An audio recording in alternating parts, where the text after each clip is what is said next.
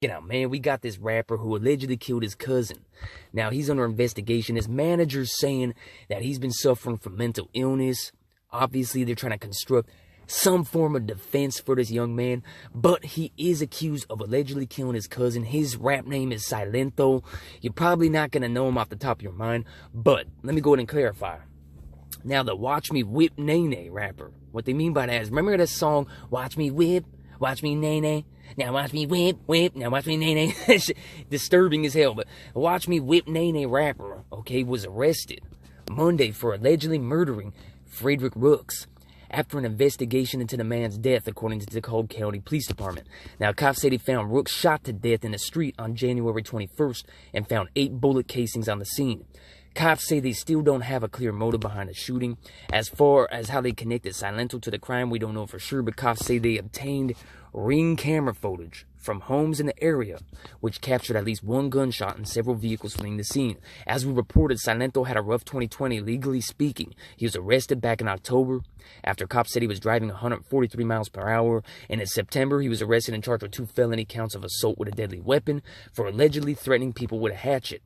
Now, he's currently being held in the Cobb County Jail. We reached out to his camp so far, radio silence. All right, so those are the details in regards to the report that we have based on this individual allegedly murdering his cousin. These are the elephants in the room I'm going to speak on right now, man. Nobody really acknowledges the elephants in the room. Everybody wants to act like, oh, man, everything's just a mysterious conundrum and everybody's wilding out like a grizzly on steroids with no self-control. Come on, man. Everybody's delirious, fool. Everybody's chugging vodka and popping pills. It is what it is, man. It seems like majority have given up when it comes to having a mind of their own, when it comes to evolving past their addictions, acknowledging the pills, the liquor, the dope for what it really is. Come on, man.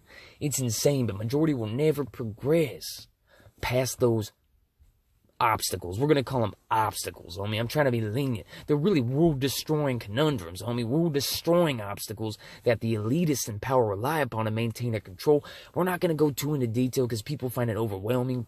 Majority don't really take much time to reflect on society and why things are the way they are. They don't identify the root cause of any of these problematic cycles or world-destroying cycles or creeps in power, homie. They just kind of avoid the inconvenient realities and obsess over the people in power or the celebrities, kind of like longing to have some Range Rovers and designer clothes and blood diamonds and stuff like that. It's despicable, man. Instead of obsessing over those individuals, we need to learn from them based upon them being a bad example, okay? Not a good example, not a role model, the opposite. So don't imitate an individual who's a bad influence or a poor example in regards to life and how to basically evolve and continuously progress, homie, and acknowledge reality and have a point to your existence, fool. Those individuals do the opposite. They just have a lot of wealth, money, and fame.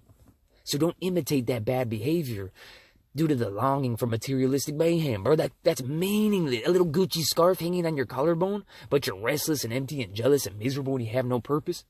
Come on, man. I see him getting out of their brand new Range Rovers, their Maseratis, their Rolls Royces. If I happen to be in an upper class area, maybe I'm walking my dog by the harbor. You know what I'm saying? I see some wealthy individual pull up in his Rolls Royce or whatever it may be, bruh. His Bugatti, his Maserati, whatever. Man, they get off the ride. They're not genuinely fulfilled or confident. They're not present in reality. They're not vigilant and logical and ambitious and solution-based, homie. They're just not an asset to our planet, fool. You can tell that they're wary and creepy and paranoid and they pretend to be cool and tough with false bravado, just like we see majority of anybody else doing. They carry themselves like the dope fiend on the side of Skid Row, but they have a Rolls Royce, fool. There's no difference internally. The externals are the only difference.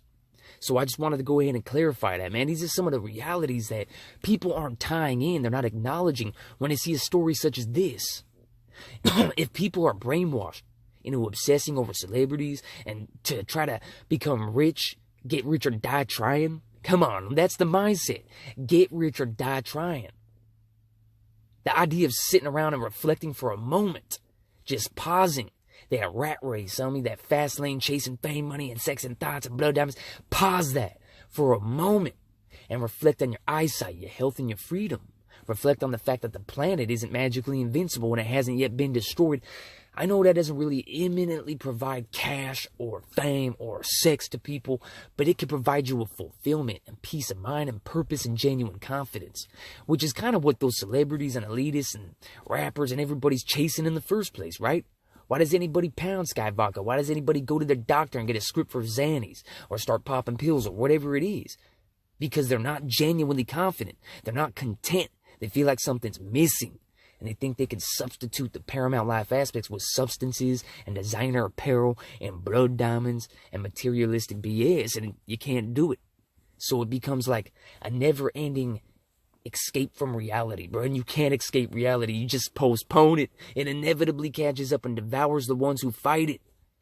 The ones who embrace reality and submerge themselves in reality become reality. They never have to worry about it catching back up. But this young man, guaranteed, this dude who murdered his cousin, what is his name? Let's see his name. It is Silento. It's the Whip Whip Nay Nay rapper, okay? This dude killed his cousin, and I'd bet all the money I have, bro, that he was not coherent, not grounded in reality, that he had alcohol, pills, dope, something in his system, if not all of that, okay? And he was not reflecting on his health and freedom. He didn't have a routine set in stone. He wasn't trying to encourage his fellow human beings within his vicinity to evolve alongside him and simplify life and live for more than the elitist mayhem. I guarantee you, I'd bet every dollar I have that that wasn't his thought process, his mindset, or his get down, okay? Real, man. There's a logical root cause or reason to almost everything, bro. And there's a logical solution-based approach in regards to almost every obstacle. But if we keep avoiding reality and we keep being obsessed with the meaningless mayhem, expect a bunch of this chaos to manifest up into the destruction of our planet, man. The population's increasing, the resources are depleting, and the elitists, they're aware of this. And they'll thin the herd when necessary to maintain their positions and resources. So it's up to us, man, to evolve alongside each other and to create a more sustainable, fulfilling way of life. We already created a life-applicable blueprint on this channel, but we have to dance on eggshells and navigate all kinds of insecurities and character defects and creepy tendencies in all of our fellow human beings when we're laying this blueprint. People are obsessed with the meaningless mayhem, and they are addicted to their anxiety and misery by design because it became a profitable enterprise for pharmaceuticals. So you got to understand there's a lot when it comes to this elitist design and agenda, when it comes to our overcomplicated society. That's all it is.